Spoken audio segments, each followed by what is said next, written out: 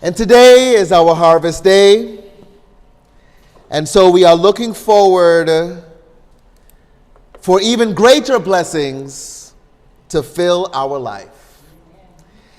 And it is so wonderful when we can consider the blessings that we already enjoy in our world, the blessings of the air that we breathe, the blessing of being alive, the blessing of being able to love, the blessing of being able to prosper in God's world. All of those are blessings that we enjoy every day of our life. But can we expect greater blessings to fill our life? Can we look forward to even greater blessings than we already enjoy? I know that we can. I know that we can set our consciousness, set our mind to understanding that even with the blessings we already enjoy, there is so much more for us to experience. So let's affirm that now. I always expect great blessings in my life. I look forward to even greater blessings. One more time, I look forward to even greater blessings. How wonderful is that we can put that out into the universe, especially today, our Harvest Day, as we celebrate our Thanksgiving in America, Thanksgiving Day. And I would be remiss with talking about Thanksgiving and not mentioning, of course, our indigenous people and the first Thanksgiving that they had in this country, on this land. And now we can evolve it, so now we can respect our Native Americans, our indigenous people. November is National Native American Heritage Month.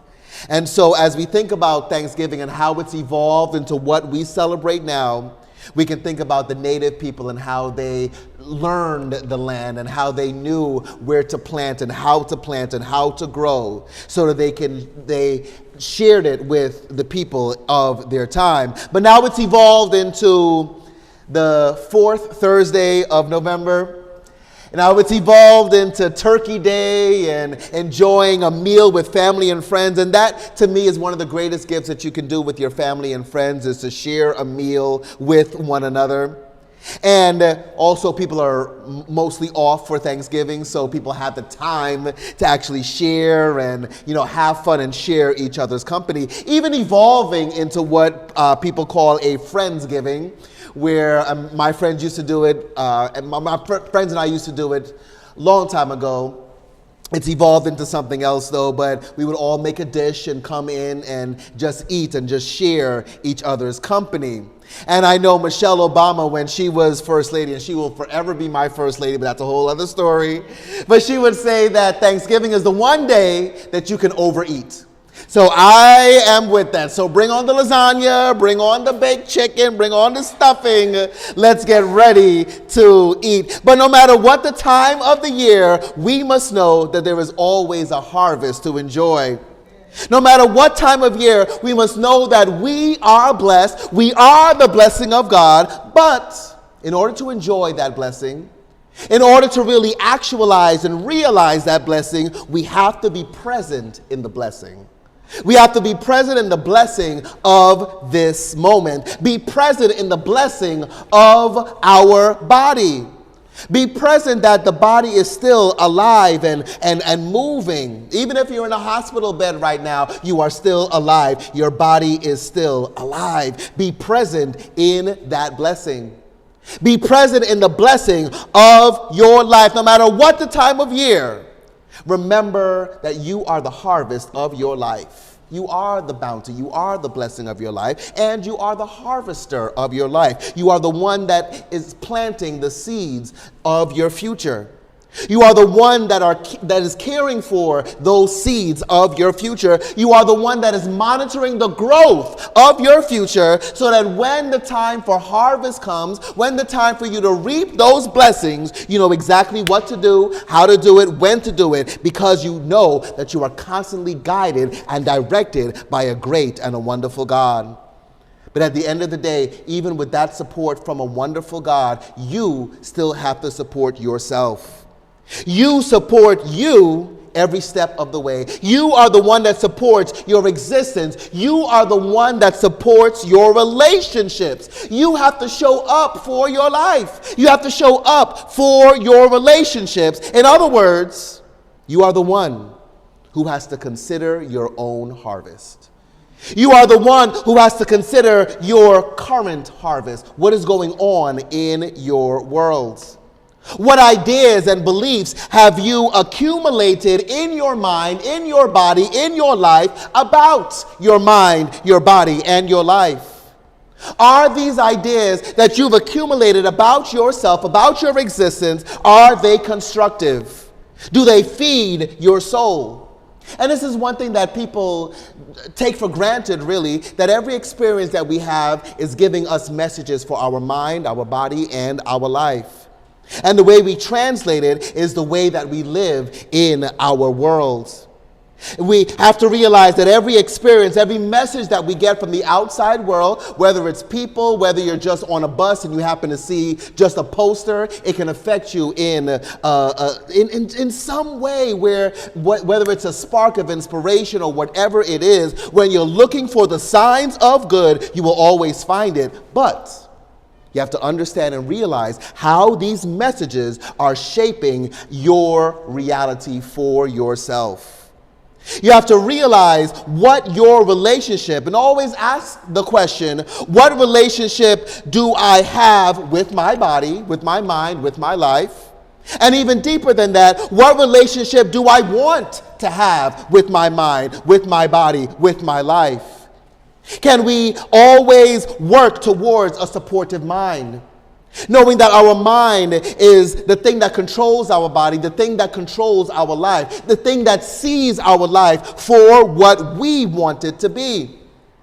Can we be supportive of our body, starting from the shape of our body? So many people don't like the shape of their body, and I'm always one, if you want to do plastic surgery, just be careful, but you have to still love the body first.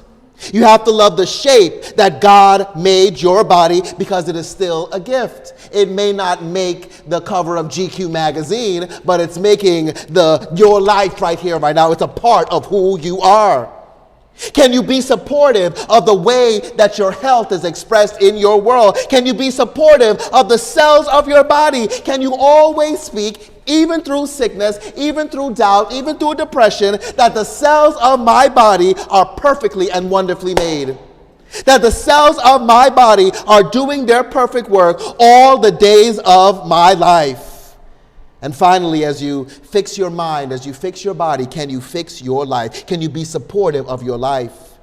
Can you be supportive of your family and your friends? Can you be supportive of the openness and the trust that you should be able to share with family and friends? Now, I say should be because some people you have to love from a distance. It's very disconcerting to realize that you have family members that do not have your best interest at heart. And it's a complicated thing because you want to be a part of your family because those are the people that are supposed to support you, but you don't want to be talked about, you don't want to be discouraged, you don't want to have all these negative things in your world. That's why I was listening to a psychologist, and I didn't catch her name. It was online. By the time I went back, she disappeared, but the message still stayed with me. She said, listen, we've had a rough year of politics, right? I don't talk politics, I just say go out and vote, be active in your community. But we saw what was going on for the past year, for the past 10 years really, and just people have a difference of opinion. And this psychologist was saying that it is okay if you want to sit this Thanksgiving out. It's okay if you know that your family is going to talk about this, talk about the thing. They always say never talk politics and religion, but again, it is so embedded in our society, it's so embedded in the zeitgeist of our culture right now that people have no other choice but to talk about it. And it's crazy that people talk about it without even realizing it. You just end up in these political conversations, and then you can end up in, a back and forth and up and down and whatever it is. So it's okay to sit out if you don't think that you're ready to have these conversations this particular holiday. What is not okay is to fall into hatred, What is not okay is to fall into resentment against other people for their beliefs. Because at the end of the day, we still have to share the planet with everybody. We still have to find ways to get along with everybody in the world. As difficult as it might be, we still have to find ways to do that. And how do we do that? We do that first by expecting the best from ourselves. We know that whatever the conflict, whatever the conversation that might come up, we still have to portray the very best of ourselves and expect the very best from others. And if they are not speaking in the way that is supportive and loving, call them out on it. Demand that standard of love, that standard of kindness. Just like the farmer that looks on his field and knows which plants are ready to pick, which plants still need to grow. We have to realize that we can fix our conversations in a way, fix our words, fix our thoughts, that we know that maybe I shouldn't say this, maybe I should just walk away. If you need to walk away, walk away. If you need to say something, but know that you are guided to do what is best for yourself. And know that even as you gather things for your life, know that sometimes you might feel like you're losing. Sometimes you might not get everything that you want in your life, but that is okay. Losing something does not make you a loser. Your self-expectation makes you that. Whatever you expect from yourself. And if you expect for yourself to lose in every turn, that is what will happen. Even if you win, you'll still have a spirit that says, I'm a loser. We have to stop talking about that right here, right now. We have to stop talking to ourselves like that. We have to stop discouraging ourselves from going the extra mile, from always looking forward to revealing the very best of ourselves. How would you know that what you can reveal? How would you know how you can be the very best of yourself unless you try?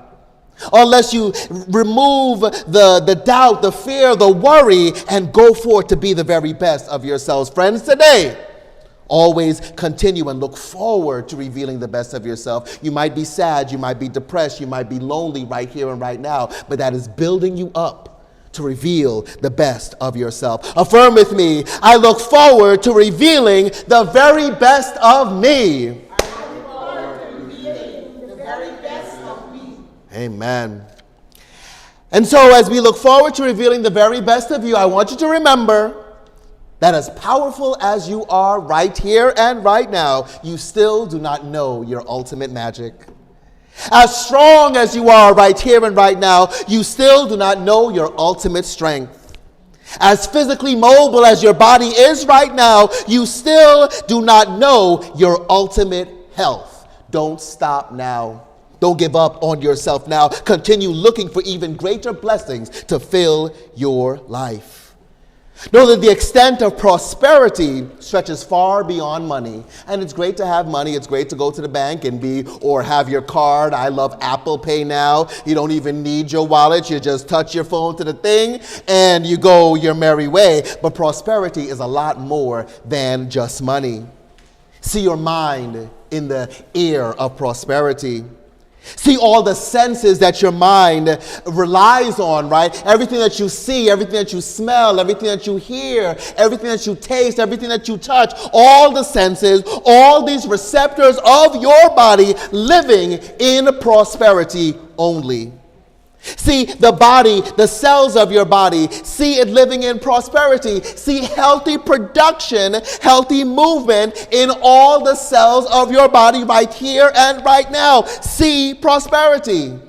And then see prosperity in your life.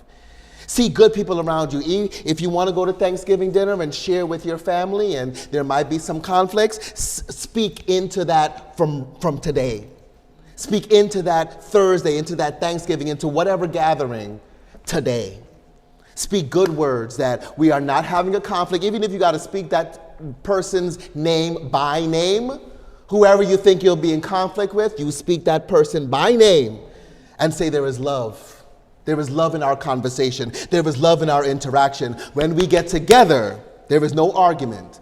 We are putting that aside and enjoying our time together. Because some people can really take the energy out of you, can take the life out of you, whether it's in your soul or sometimes in your bank account. You know, there's always a joke around the time of holiday season when you get together with your family. They always talk about Uncle $2. Uncle $2 is the uncle that always, let me hold $2, let me borrow $2. Now, what he's doing with $2, nobody ever knows, but he's always asking for $2. And when you think about it, how much $2 you've given him over the years, you could have retired already. But you're still bringing love. You're still expecting good from people, even Uncle $2, right? You're still expecting good from your experiences, still expecting good from the hours that you're living in this world, because they're not coming back. So why not enjoy what they are right here and right now? This is the month of renunciation. We're in the final Sunday in the month of renunciation, and this is where renunciation plays a part. Because renunciation releases the unnecessary baggage, the unnecessary weight that we hold about experiences, about the fear of talking to people, the fear of being in certain surroundings, right? It releases that fear from us. If you are on social media, hopefully you follow us on Facebook and Instagram. I haven't posted in 2 weeks because I just came out of vacation mode, so we will be posting throughout the rest of the year. Hey, listen, when I need to relax, I need to relax, right? But one meme that we posted some time ago says, sometimes the weight you need to lose is not on your body. Sometimes it's the weight of your mind, the weight of the experiences, the weight of the things that have happened to you in the past that you need to release. Now, here's the greatest thing now. Some of the most difficult things that we have to do in this world. Now, physically releasing things, people, places, right, the things of negation in our world is one thing. But dealing with the energy that those things left in your life is quite another. Right? You can get rid of negative people, but the residual feelings that stay with you, the residual thoughts, the residual ideas and reactions and beliefs still stay with you. They still are powerful in you. I see this a lot with people in divorce, right? They have an abusive, especially like a verbally abusive partner, and so they get divorced. Now, that partner is out of their life, but all the times that they heard, you are stupid, you are worthless, it still stays with them. There's still that residual feeling, those residual doubts. Interestingly enough, someone sent me an article that was published in the Farmer's Almanac earlier this year, I believe it was in July, that talked about white fly infestation. Now, with farmers that have a white fly infestation, the white fly goes onto the crops, and when you walk through the crops, they fly away, but they still leave a residue on the crops that produces and can kill the crop or can produce more. They lay eggs in the tiniest of crevices, and they grow into more white fly and more infestation, and they cause mold. In order for the farmer to get rid of that, they have to literally go to each crop and scrub them down with soap and water. They have to get rid of the residue, and that's only one infestation that can happen in a farmer's world.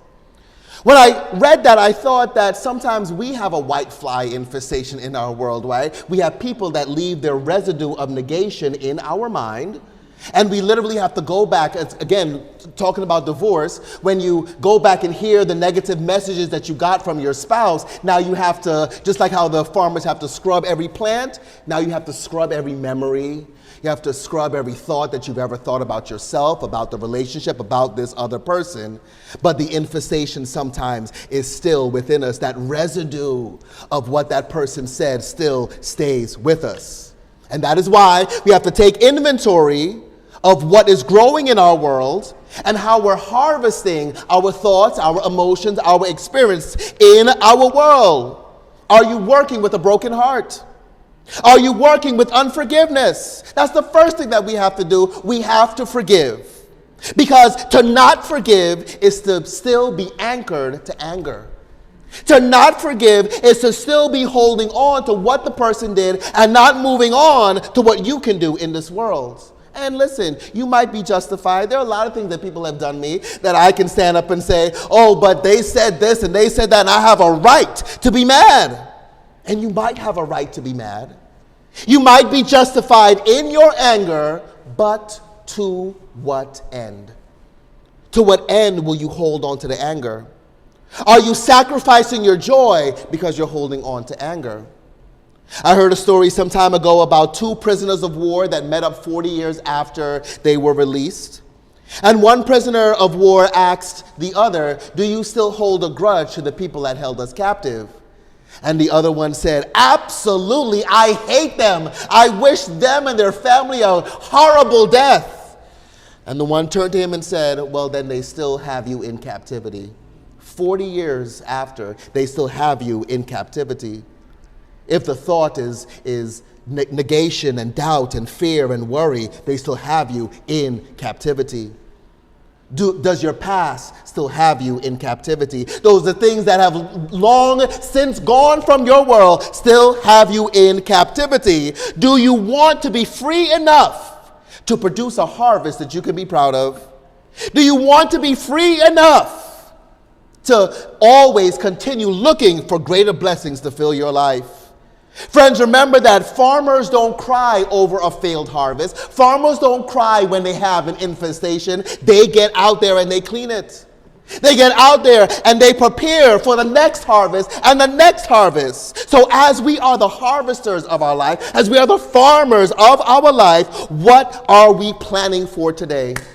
What are we preparing for in our life?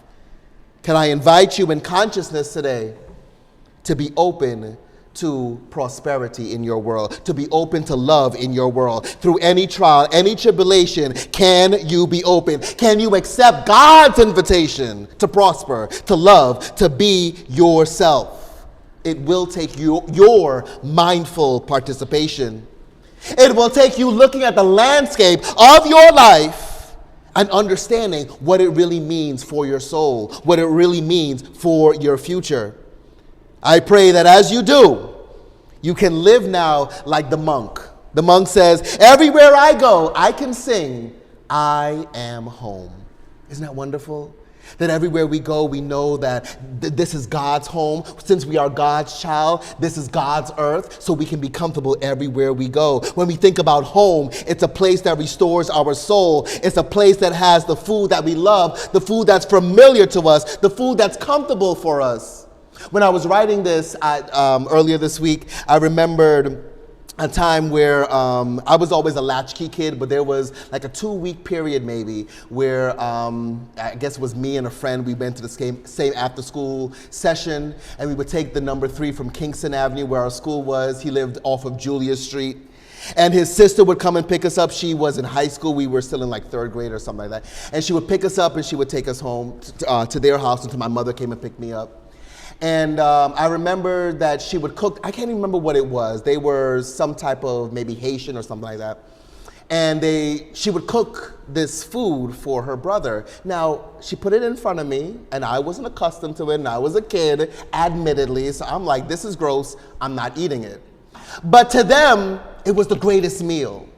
And I can imagine that even now, the boy that I was friends with, he may have gone away from home, may have went out to college, but when he comes home, he probably still wants that plate of food because it feels like home, right? There's a comfortability there. There is a familiarity there. So everywhere we go, can we do the same thing?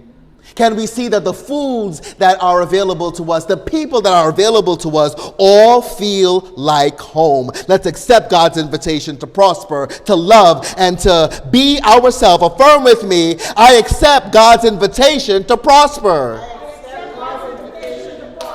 I accept God's invitation to love.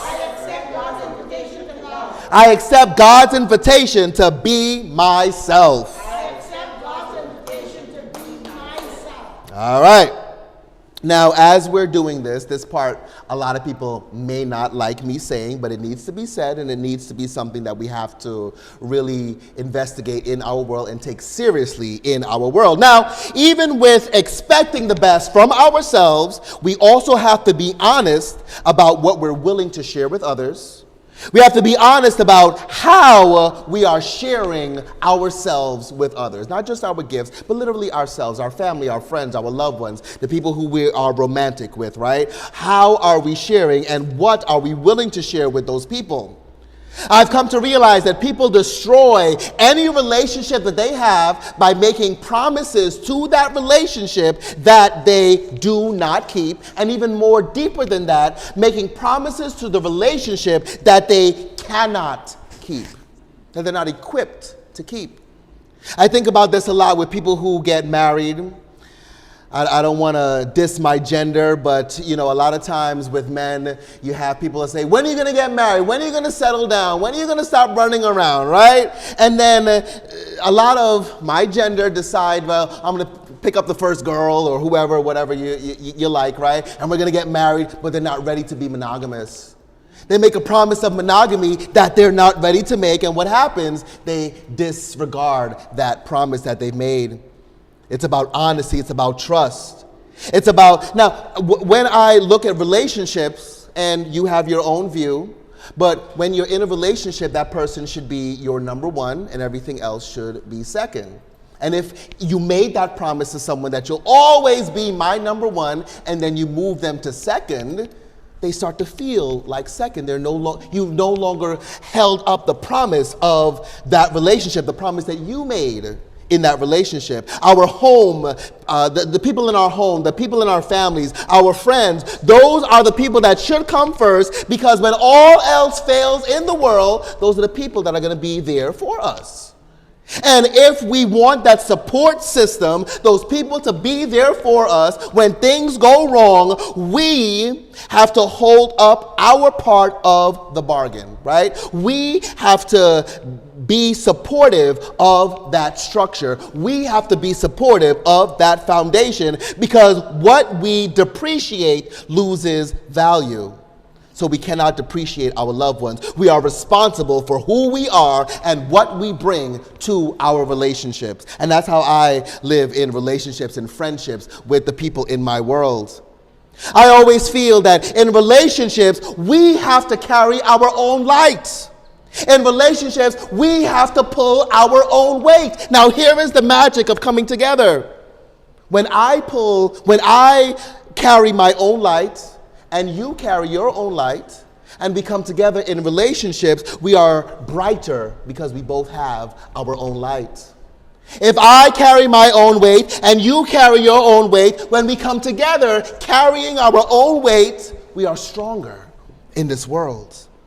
And it's okay to lean on your loved ones, and it's okay to be leaned on. Sometimes it's a great feeling to know that if someone is having a bad day, they call you. If they have some good news, they call you. It's a good feeling, but it's not okay to trauma dump. It's not okay to dump our entire weight on our loved ones, or have people dump the weight of their experience on us.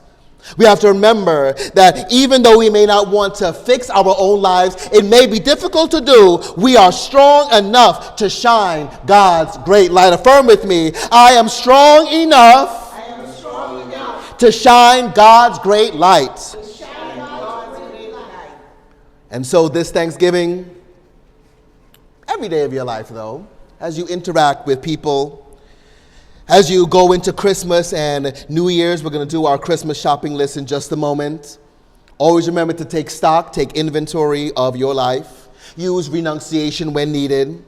But we have to watch our haptics also. We have to watch our mannerisms as we're interacting with people. I always remember Iyanla Vanzant doing a meditation. And this is before I started taking classes for meditation. But she was doing a meditation, and this woman was sitting in front of her. Her arms were crossed, her legs were crossed, and she wasn't having it. And Iyanla said, first of all, uncross them legs, uncross them arms. You have to let it flow, right? That's why meditative poses are either, I love the lotus position, which your legs are open, your arms are open, right? Because you have to be open to the blessing of the meditation, the blessing of the moment, the blessing of the prayer. But you also have to watch your mannerisms as you interact with other people.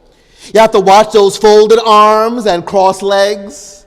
You have to watch those rolling eyes. Some people make comments, and my face always tells. That's why I can't lie, because my face will always tell it. People just be like, I can read your face. You can see what's going on, right? So it makes no sense to lie. Plus, you got to remember the lie, and I ain't got time for that. I already got things to think about. I ain't got time to remember lies.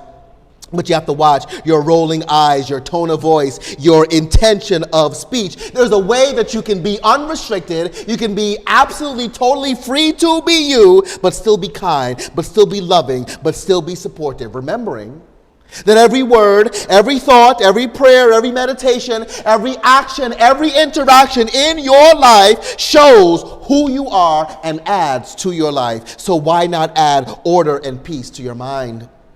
Why not add health and wellness to your body? Why not add wealth and love action to your life? It is totally doable, but you are the one that has to look forward to those blessings. You are the one that not only has to speak it, but has to keep looking forward to greater blessings to fill your life. Friends, today, know that it is you as you go into this Thanksgiving season.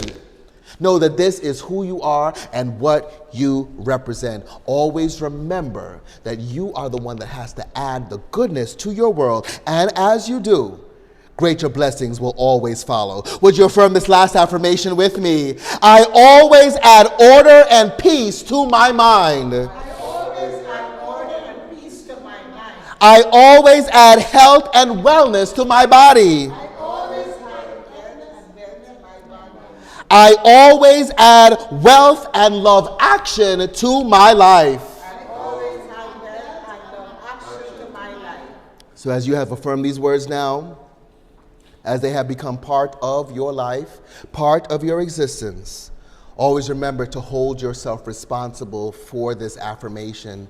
Yes, I'm always adding order and peace. I'm always adding health and wellness to my body. I'm always adding wealth and love action to my mind. Wealth far beyond money, but wealth of love, wealth of friends, wealth of good family members, wealth of every good thing. And as you do, not only will you continue looking forward to greater blessings in your life, but you will receive and enjoy greater blessings in your world.